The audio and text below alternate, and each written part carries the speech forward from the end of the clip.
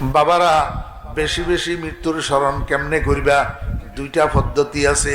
এক নম্বর পদ্ধতি হইল প্রতিদিন রাত্রে যখন ঘুমানোর জন্য ঘুমের বিছানায় যাইবা, ঘুমের বিছানায় শুইবা, রুমের দরজা বন্ধ করিবা, লাইট অফ করিবা, এবার সোজা হইয়া শো, হাত পাও গুলাকে সোজা করো, চক্ষু বন্ধ করো।